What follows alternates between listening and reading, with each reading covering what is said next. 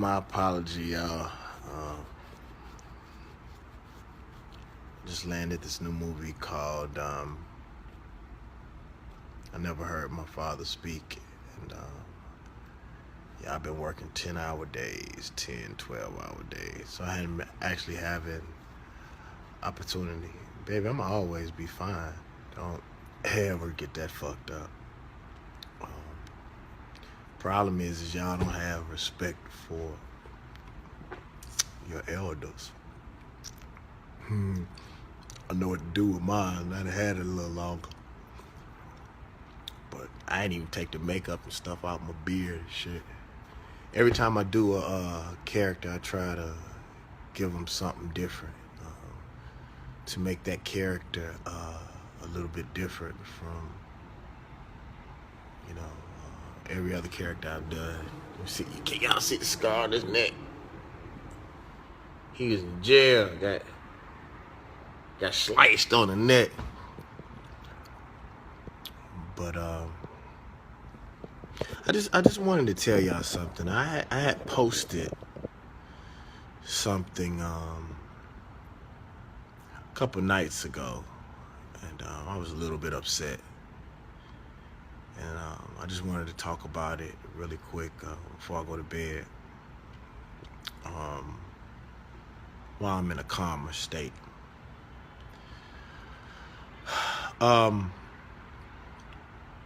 Where are the elders, man? Where are the people who tell these children no? Where are the statesmen? Whether it's from our street organizations to government, like, everybody want to act like a fucking child, man. These kids are out here dying for real. And these grown-ups are allowing these children to act like fools because they make money off of it. They benefit off of it. Whether it's the business aspect, whether it's the money that they give them to allow them to do some of the things that they do, whether it's from the views or the ads. Like, where are the grown-ups? You know what I'm saying? I just wonder that, where are the people who can't be moved by money? So you wonder why our kids act the way that they act. Is because of us.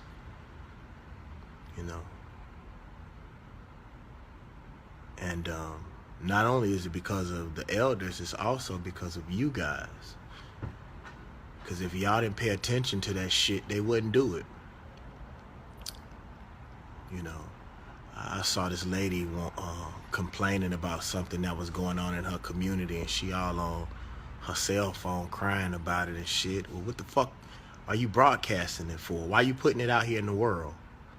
You don't give a fuck about what's right and what's wrong. You trying to be the first one to report the story. Get the fuck out of here. What's up, little bro? I see you. My little brother online. You supposed to be in the bed or at work. What you? Anyway, I see you, little bro. I'm gonna tell y'all a story because I like telling stories because I think it gives us an opportunity to be a little bit more personal with each other.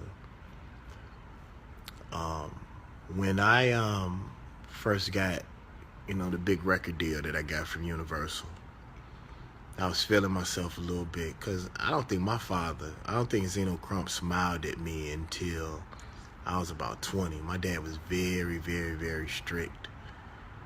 People brag sometimes about the type of man that I am, and I always tell them I'm not 30% of the man that my father was. But I was feeling myself, man. I riding around my brand new Cadillac truck, whatever.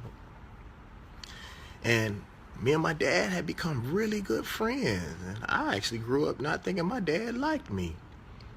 I was like, Dad, are we friends because I got all this money? He said, no, sir.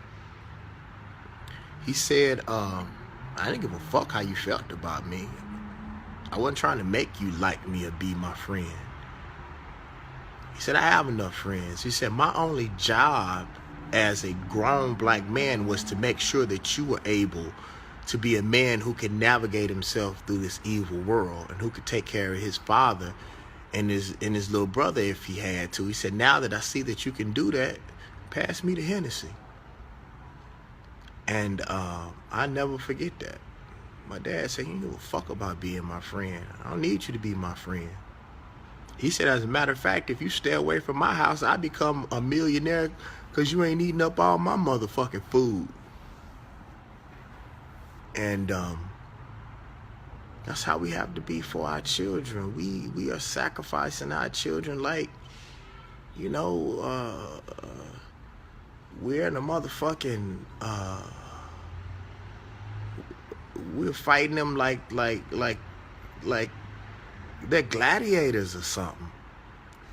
Like we sending our kids out here to die.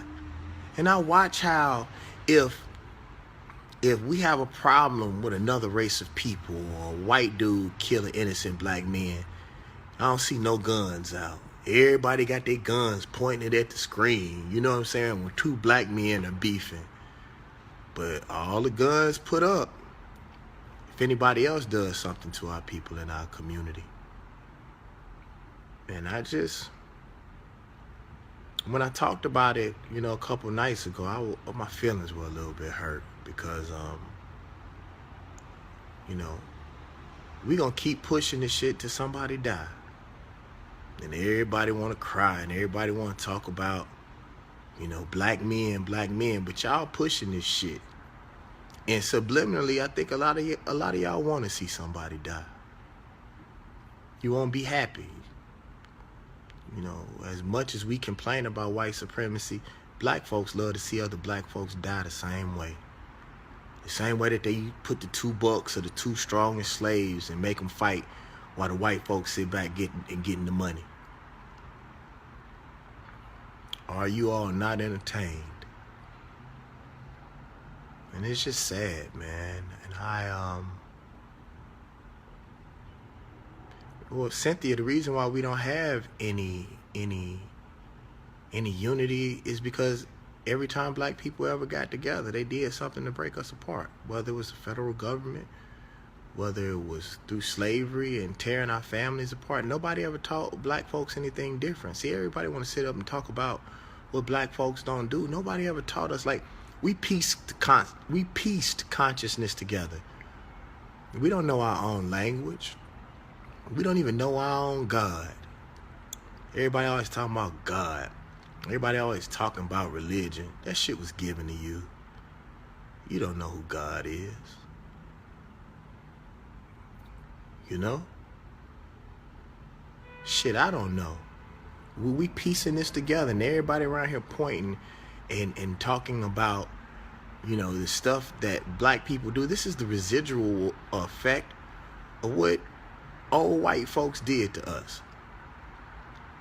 And because you all are scared of white supremacy, we always want to blame it on black folks.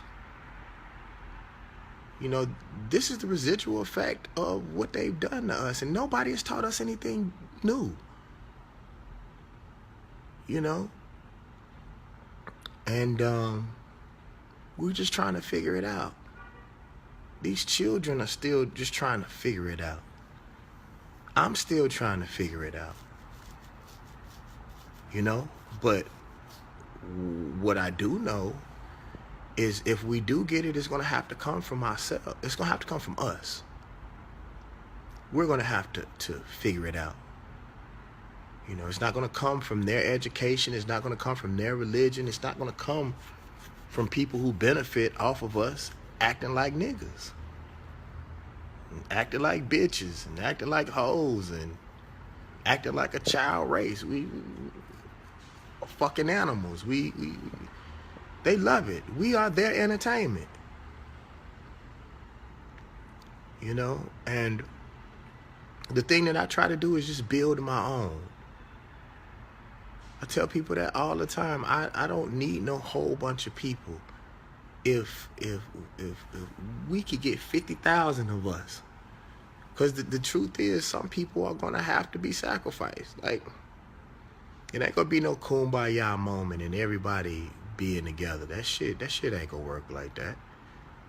Other black folks will follow once they see mass success, but you know, it ain't for everybody. I honestly don't give a fuck how people feel about me.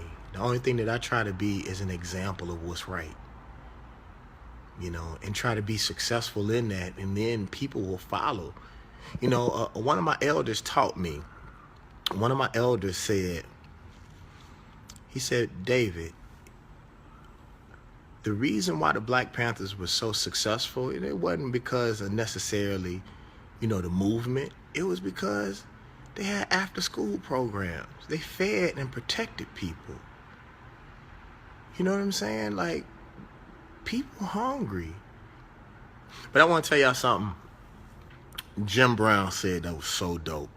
Jim Brown said something that was so dope, man, that I'll never forget. It was so dope to me. Jim Brown said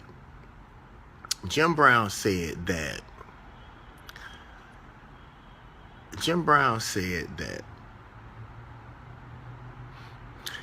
black people buy what they want and beg for the rest. I thought that was so dope.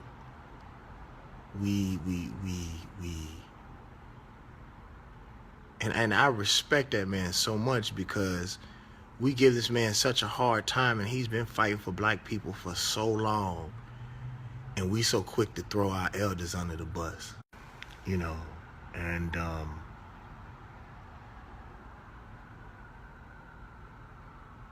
you know, it's crazy to me. You know, I don't know.